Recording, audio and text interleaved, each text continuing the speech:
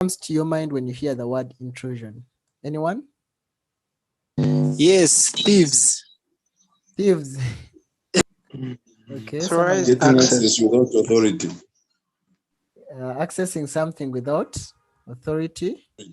Yes. Okay. Okay, Mic so I check. want to look at, yes, please.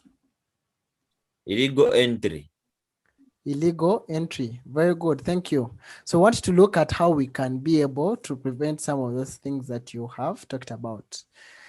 Fast forward, currently malware is the most common form of security threat. And while impact of grayware is increasing and security threats correlated to crimes have been critical to network security. Instead of dealing with only virus attacks, users now have to fend off combinations of network threats, including viruses, hacker intrusions, Trojan horses, botnets, and spyware. Current defense mechanisms struggle to mitigate such attacks. And in this course, we want to explain what intrusion is and also to describe what degree Huawei firewall products support intrusion prevention. Upon completion of this course, you'll be able to describe the different types of intrusion prevention and also deploy network antivirus policies. Intrusion overview. Network threats in today's networks. Network threats such as viruses no longer only target computer systems, but instead they are also used for financial gains, etc. This is causing conventional computer viruses and other network threats to evolve in an interest-driven all-round network threats. We're dealing threats like hacker intrusion, threats like denial of service attacks, and also viruses and malware. So instead of facing only virus attacks, users now have to find ways of struggling to defend themselves against from all these kinds of attacks. Okay, and intrusion by hackers. Let us look at intrusion by hackers. Who are hackers?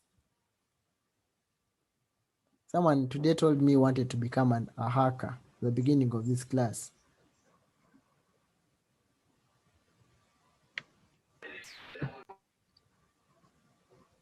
I want to be unethical. You want to be an ethical hacker. So who is a hacker? An hacker. Someone check. who Yes, please. A hacker is someone who can get into a system, whether illegally or illegally. Okay, I couldn't hear you, but I think you have a point. So here, somebody, hackers are. somebody who gets into the system. Check. Yes, please. Legally or illegally by exploring the vulnerabilities that is found there. Okay. Thank you. So hackers and malicious employees may exploit our systems and software vulnerabilities to intrude into our servers, thus putting our security of data from key services at risks. Vulnerabilities lead to severe security risks, and application software running on an enterprise intranet may have vulnerabilities. You may maybe have outdated softwares, and they could have vulnerabilities. Even updated softwares to date still have vulnerability. So internet helps vulnerabilities in application software to spread rapidly because people come up with worms which spread by exploiting application software vulnerabilities, consuming our network bandwidth, and also damaging our important data. Also, hackers and malicious employees, they can choose to steal or destroy or even leak our confidential information. So we have all these kinds of things. We have a worm which can, get from internet, it can propagate onto our network, and it can destroy and cause harm or severe damage to our important data. Malicious employees, people who intentionally choose to do dubious acts on our network and choose to tamper with our data, destroy or even modify data without authorization. Even hackers who may choose also to get either illegal or legal access minus our authorization to our information. So we also want to look at distributed denial of service attacks. I'm going to just peruse through some of these things because we have looked at them before.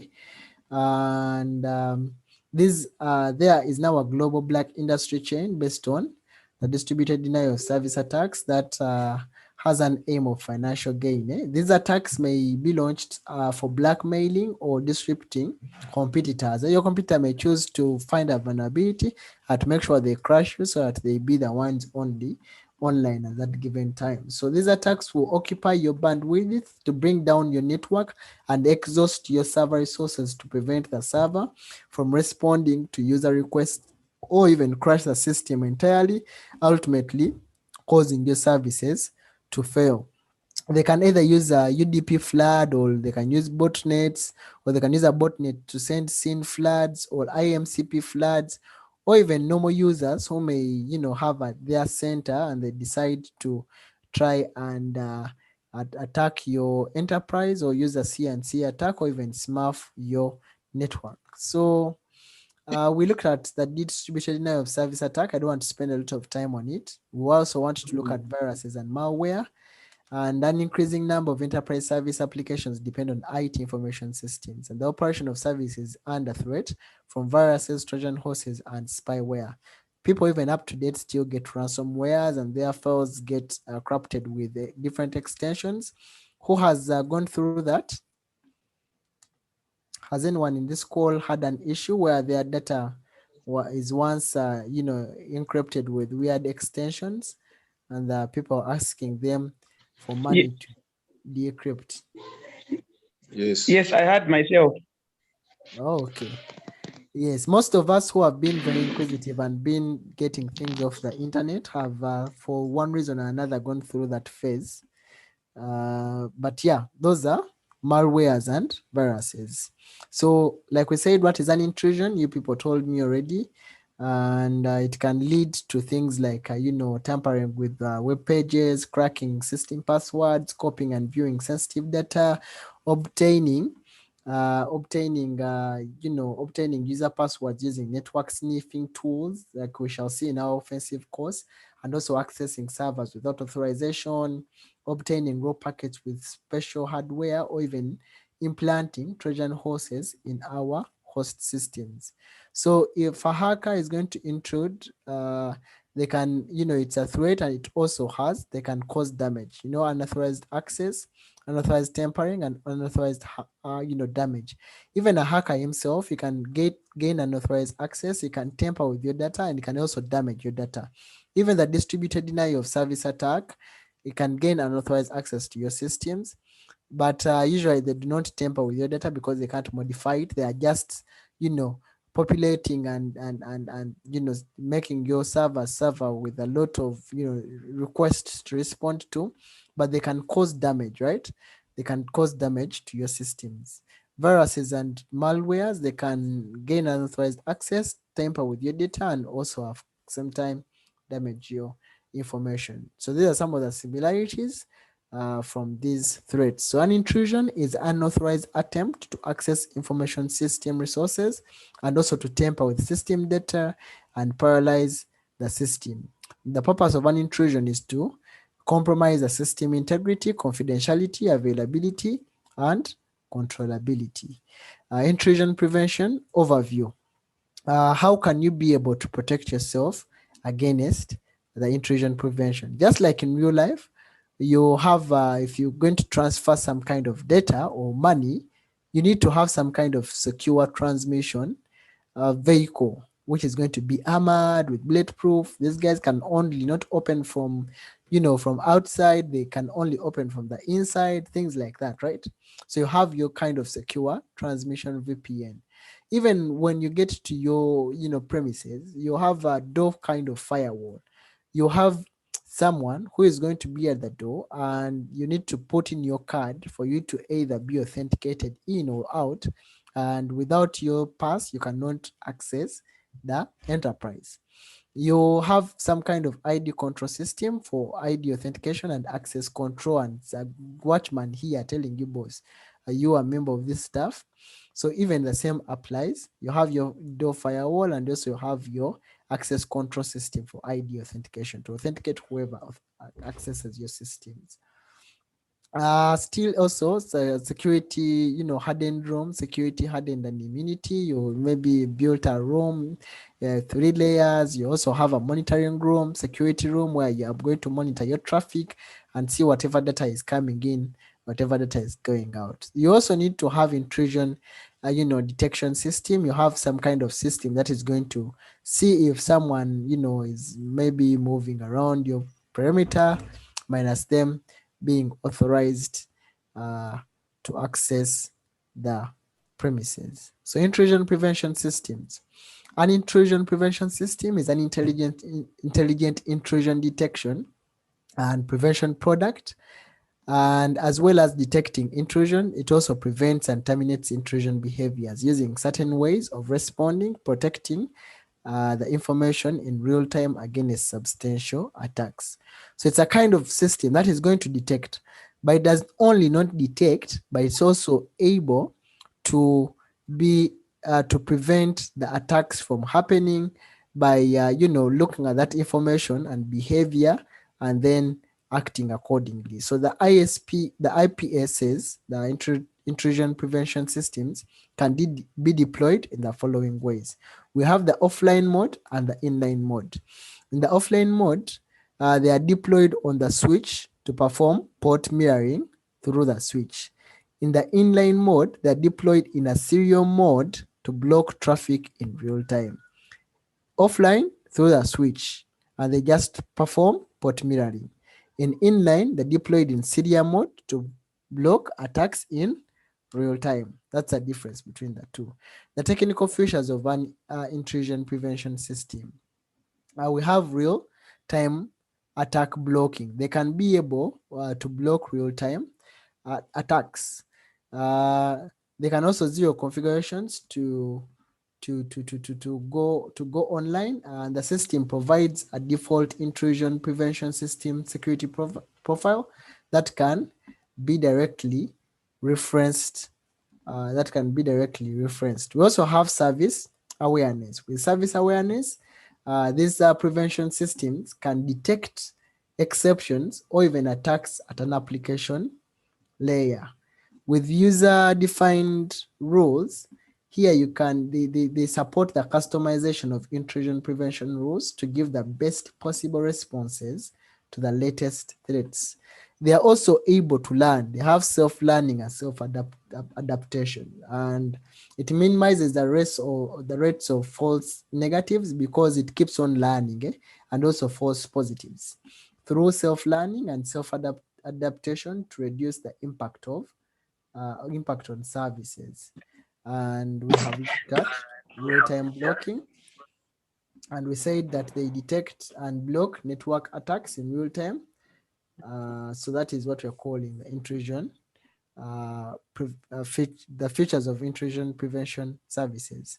How you can view them on the firewall, you can just go to viewing intrusion and prevention, go to under your system, go to log, go to threat log, and then you click on the view icon, and then it will show it to you. The network antivirus overview. In module 2, I requested you to read through the host security, and you should have looked at the host antivirus. And now we want to look at the network antivirus overview. Overview of computer viruses and malicious code. Computer viruses, we looked at them before. I'm just going to talk about them briefly.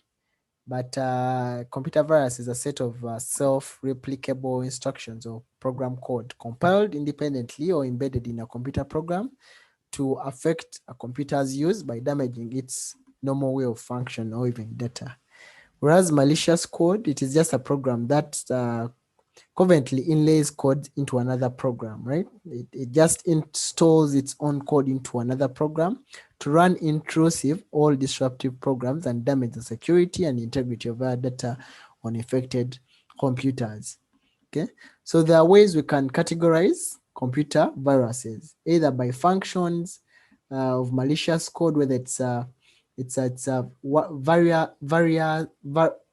virus, worm, or Trojan horse. What does it do? How does it, what does it do? What is its aim? Then by transmission mechanism, Is it going to be through network sharing or through email or through, mobile media? And then the infected goal objectives. Is it going to be the entire operating system or just the application or even the device? And then the carriers. Does it need a host? Is it carried in executable file, script, macro, or boot area? So viruses, worms, and trojans.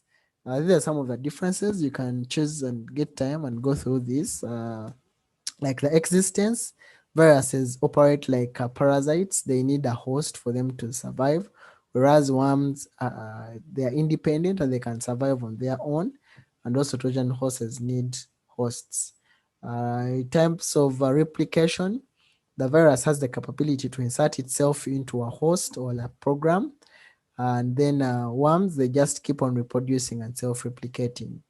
And Trojan horses do not self-replicate. Means of infection, running on host programs, they infect programs, whereas worms, they use the system vulnerabilities to propagate onto your networks or computers. And the Trojan horses, they are based on carriers or functions.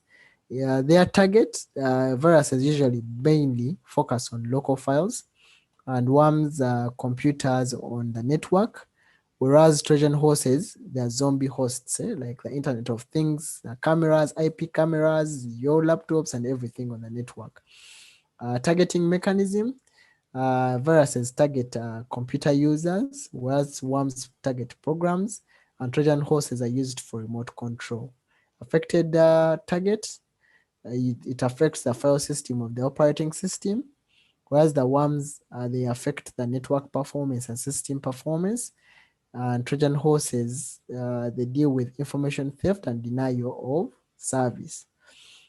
Prevention measure, you can, remove from host programs either by using the antivirus and cleaning it. Worms, you can do by patching and updating your softwares and operating systems continuously. And whereas the Trojan horses, you can prevent Trojan horse implementation by using different tools available to you. Antivirus technologies based on zones. There are two types of technology or antivirus technologies: single device antivirus and network antivirus. This picture here is just an example of one kind of antivirus that you can use to either monitor and see the different things that are working. You see the process name capable of identifying any desktop process description, and the company. So a single device antivirus can be implemented by installing an antivirus software or professional antivirus tool, like any tool that you may choose to use, Vera, AVG, Symantec, Panda. There's so many. And virus detection tools detect malicious code such as viruses, Trojan horses, and worms. Some detection tools can also provide recovery functions. For example, using an example of Newton antivirus from Symantec, is a common antivirus software and process explorer, like you can see in this picture here. A network service technology refers to deploying antivirus policies on a security gateway. So the network security application scenario, you have a gateway here, and you usually install your antivirus there so that it is able to detect this file infected, to discard it. If this one normal, then it will go ahead and send the file. So when the antivirus is configured, the network intrusion prevention only permits secure files to be transferred to the intranet. And if a virus is detected in a file, then the device applies the action such as either block alert to the file.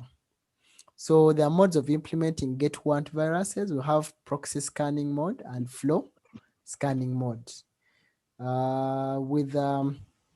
Currently, device vendors, including AVG, provide two virus scanning modes, that is proxy scanning and flow scanning. With the proxy, antivirus gateway performs more advanced operations such as decompression, unpacking with high detection rate. However, performance and system overheads may are large because all files are cached. Here, all data packets passing through the gateway that require virus detection are transparently transmitted to the gateway's protocol stack for catching and then after sent to the virus detection engine. Whereas with flow scanning, it has a high performance and low system overhead by low detection rate and fail to cope up with shared and compressed files. Here, file signatures are extracted for matching against a local signature database. This mode relies on stateful inspection and protocol passing technologies. You already know what stateful inspection is. So how does the antivirus work? The antivirus works in quite a easy way. You have your files, you have your virus or infected file. When it is going through the network traffic, virus detection will happen, and then it will go ahead and say, is the protocol supported? Do we allow the protocol? If no, then it will go ahead and send no network detection. If it is, then we say this protocol either whitelisted or matched. And if it is whitelisted, it goes ahead and says no virus detection. If it is not whitelisted, then we have detected a virus based on that signature, and there's a signature match in our database. So if there's a signature match in our database, it will tell us that the virus is detected. Then it will go and see, is a virus exempted in our system? If it is exempted, then it will allow the file packet to be downloaded or to be executed. If it is not, then the application exception matched will look through if this application is allowed to do whatever it's doing. If yes, then action for exception, either allow, alter, or block will take place. And if it is no, it will alert, either block or declare or even delete the attachment. Okay.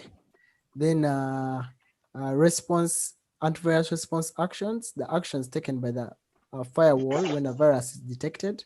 Sometimes it alerts, sometimes it blocks, it declares, or deletes the attachment. With alert, the device permits the antivirus infected file and generates a virus log.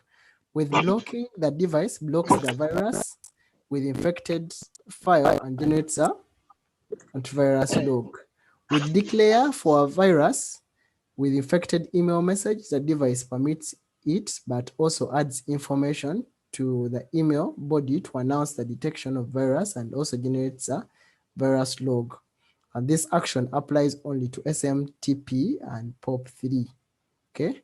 And then with delete attachments, the device deletes malicious attachments in the infected email message, permits the message, generates a log, and adds information to the email to body to announce the detection of viruses and deletion of attachment. This action applies only still on SMTP and POP3. Checking the virus still results, just go to threat, check the logs, and then you'll be able to see the results that are coming to you. And then quiz, which of the following actions can be configured as the antivirus actions for SMTP? C. Which of the following actions? This is Declare. multi-choice. C. All of C them. and D. C. All of This them. is All multi-choice. of them. A, B, A, C, B, D. C. All All of the D. above. A, B, C, and D. Keyword them. is D. keyword C is and D. STP. B, C, D. C, All D. of them. C and D. C and D. keyword is SMTP. SMTP, C, C D. and D. So I'll it's take CD. you I'll take you back to what I said here.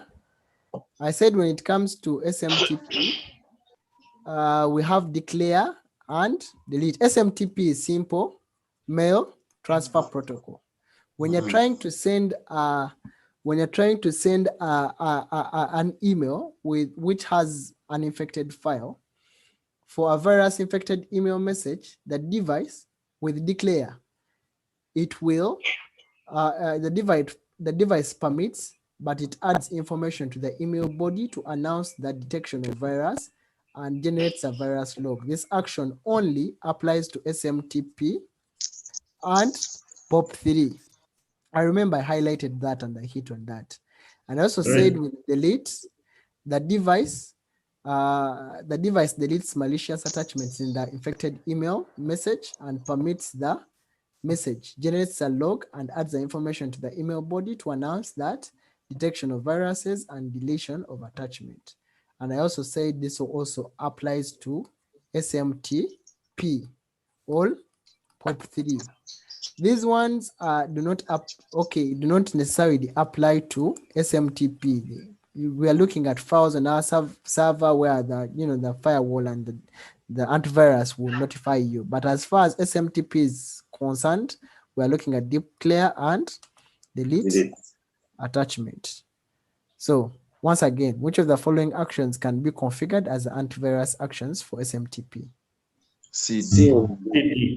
CD. D and D. CD. C Okay. and D. CD. Which of the following statements about intrusion prevention are false? Intrusion prevention systems support inline deployment. Is that D. true or false? That's D. false. That's true. That is true. So Yes, that's true. yes, the ISP can detect intrusion behaviors as well as block them online. Is that true or false? That's true. That is true.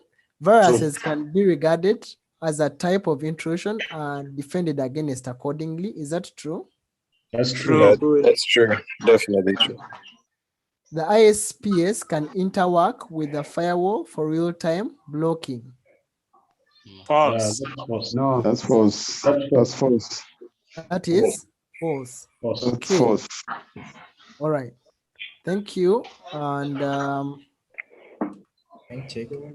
we have looked at the summary of concepts, intrusion concepts, intrusion types, and typical behaviors.